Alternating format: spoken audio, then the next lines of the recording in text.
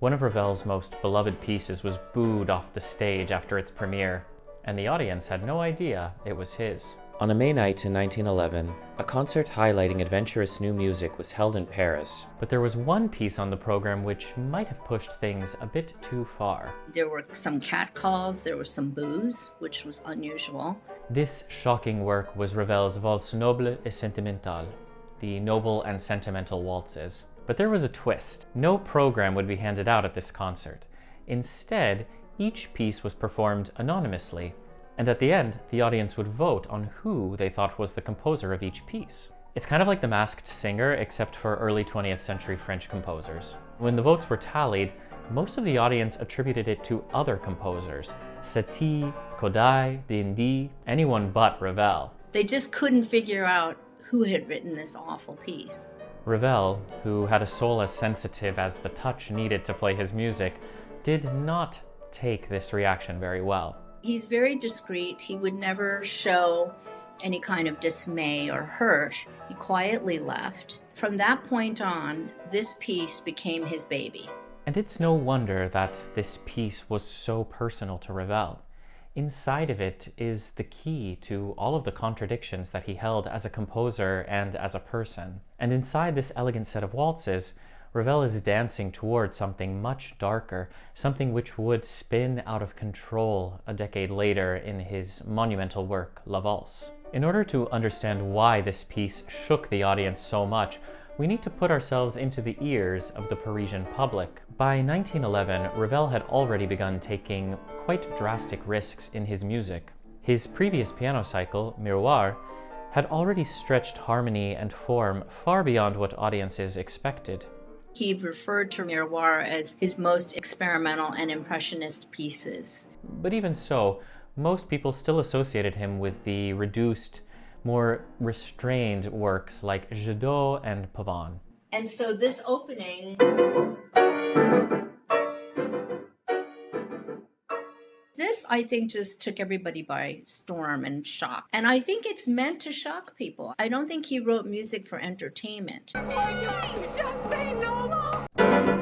And anytime he taught it, he would be absolutely exigent about every detail. You have to do this, you have to do that. And Vlado said the lessons just were torture because he would stop him almost in every measure, every waltz. I had the great honor of studying with Vlado Perlmutter, who was Ravel's last surviving pupil. I also was tortured by Vlado for this particular piece. And yet today, 150 years after Ravel's birth, Waltz No et Sentimentales remains one of the most underrated, misunderstood, and underplayed works in Ravel's canon.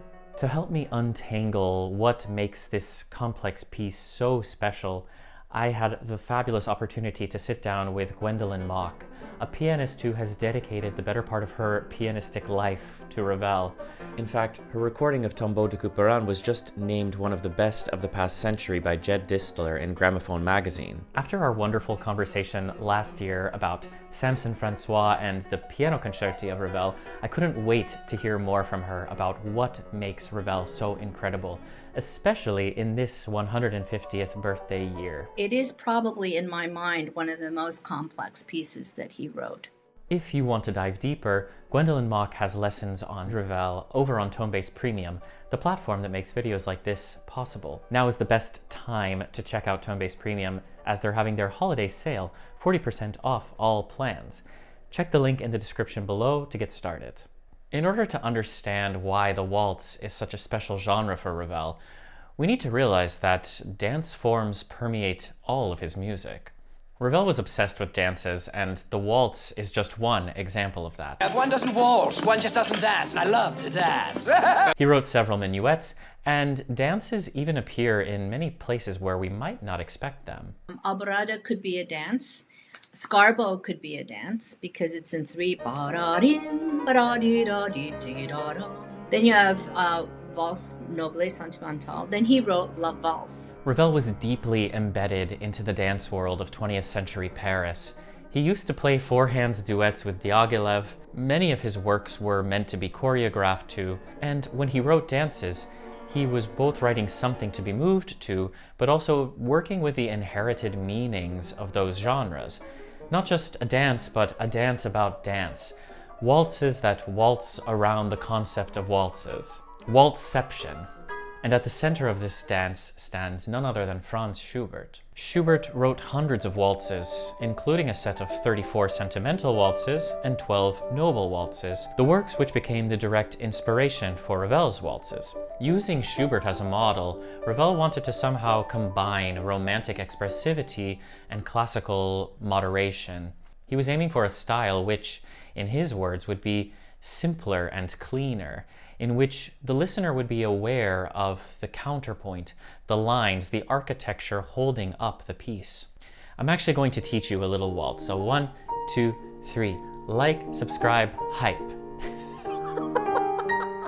That's not good. But in all seriousness, if you like the work we're doing here on the channel, be sure to like the video and subscribe.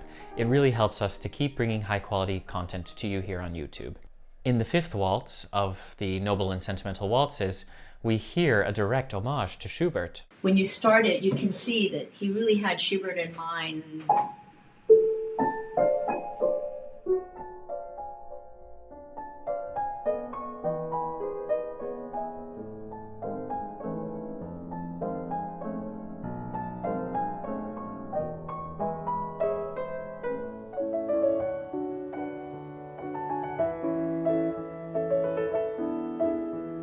Almost a template for a Schubert waltz. There are some waltzes in here that I think are very much identifiable by somebody else's hand. However, unlike Schubert, instead of putting noble and sentimental waltzes into separate groups, Ravel intertwines them.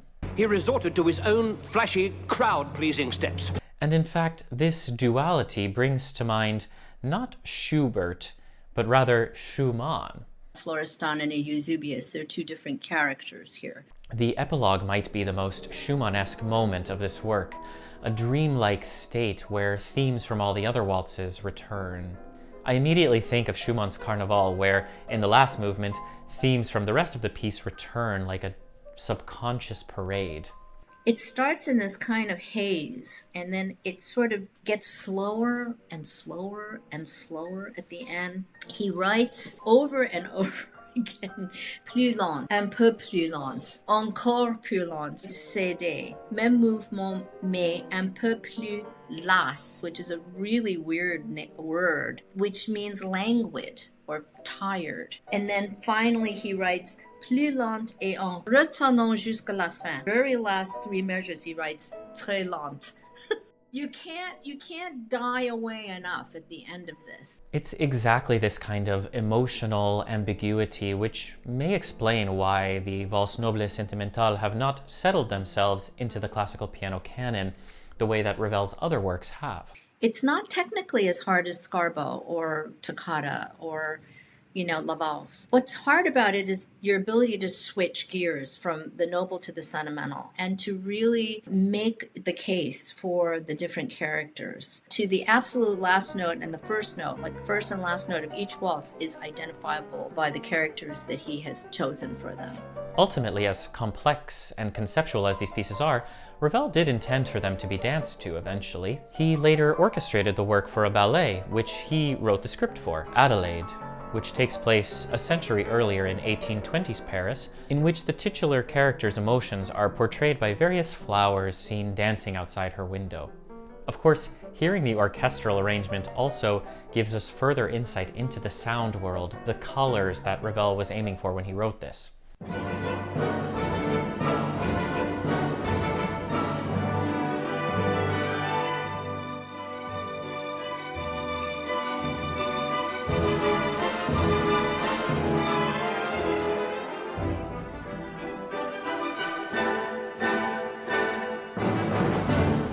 Of course, we've been dancing around perhaps the most essential connection. While Waltz No et Sentimentales is paying tribute to the past, it also predicts the work that Ravel would debut a decade later, La Valse. And that decade was one of profound change.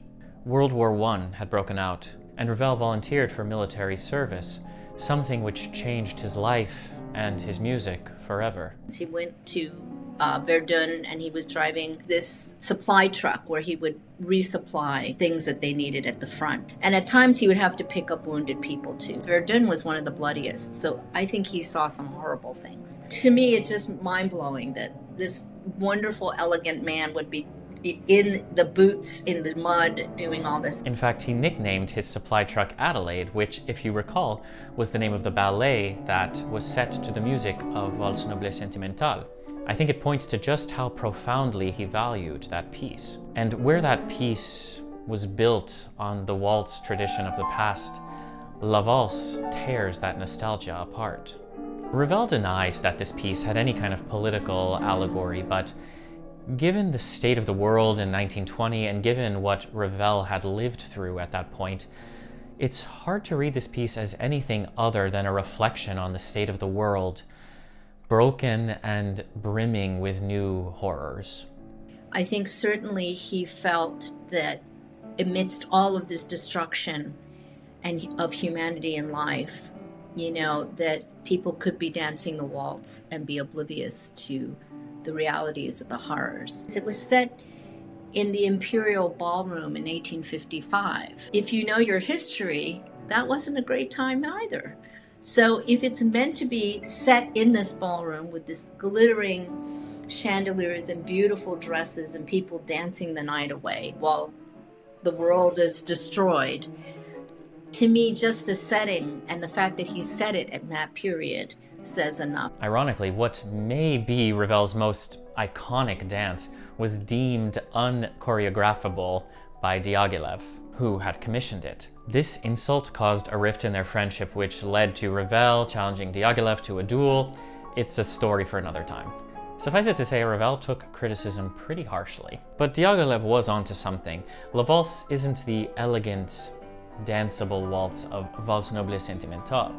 Instead, it's a frightening, profound, and quite affecting wave of sound that, when played on the solo piano, is quite incredible to witness. La Valse is the older sibling of Waltz No, Sentimentales, and you hear a lot of similarities between the two. For example, right in the beginning, he has this little tiny gesture.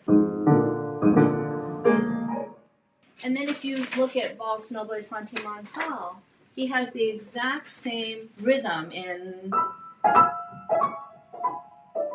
For example, he has this section, and that sounds like, to me,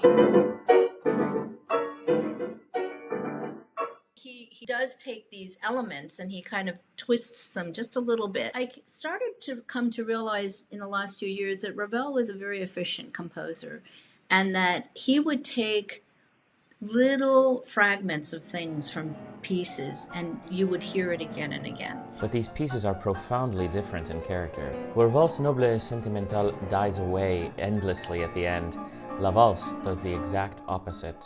It's like these two siblings are just the opposite in their endings. One is crazy fast, one is crazy slow.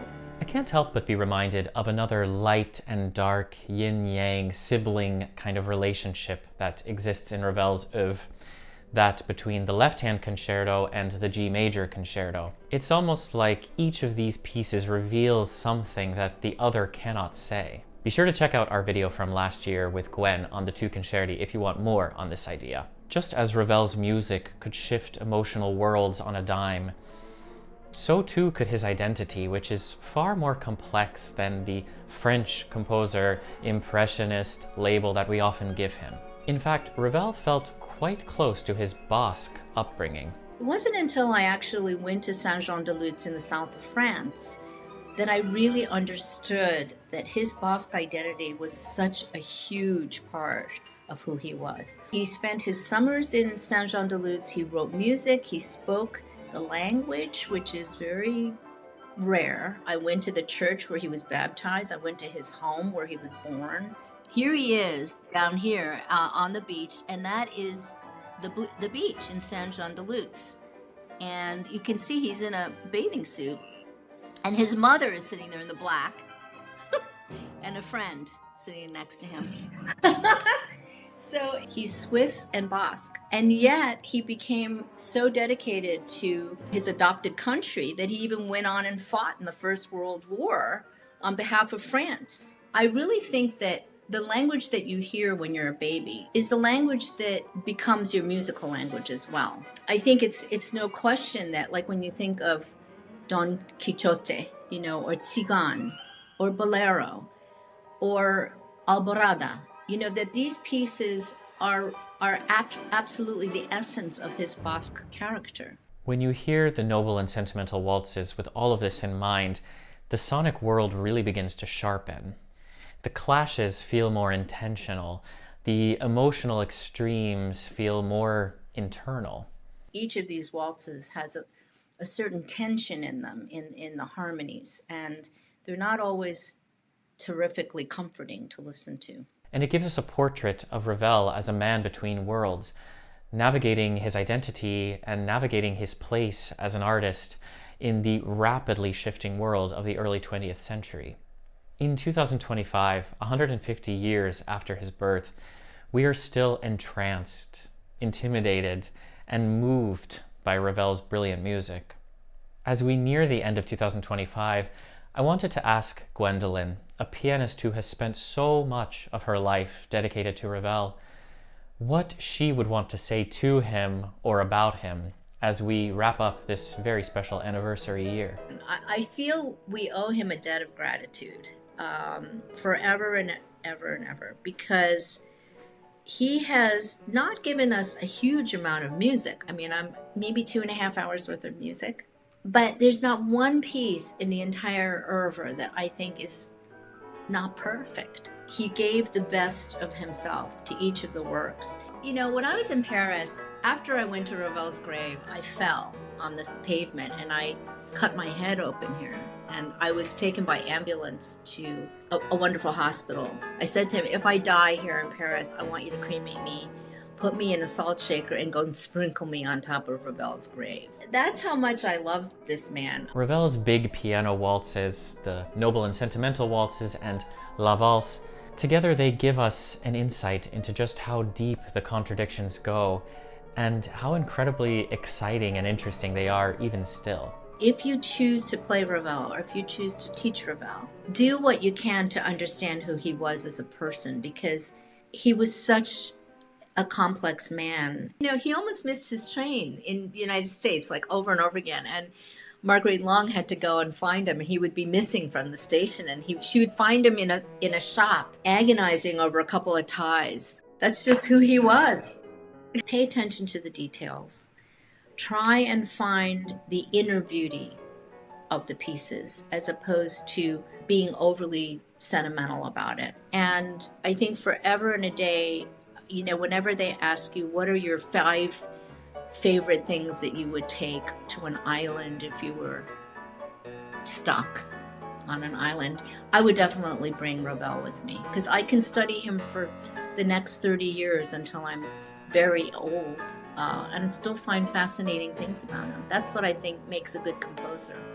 Thank you so much for joining us. It was such a pleasure to chat again with Gwendolyn Mok. I always love talking to her about music, and especially about Ravel. There was so much wonderful stuff that we talked about that I couldn't fit into this video, so if you'd like to read that, be sure to check the Tonebase blog where the entire interview will be available. Also, you can watch Gwendolyn Mok's lessons on Tonebase Premium, as well as hours and hours of piano content. Now is an excellent time to get started, as Tonebase is having their holiday sale.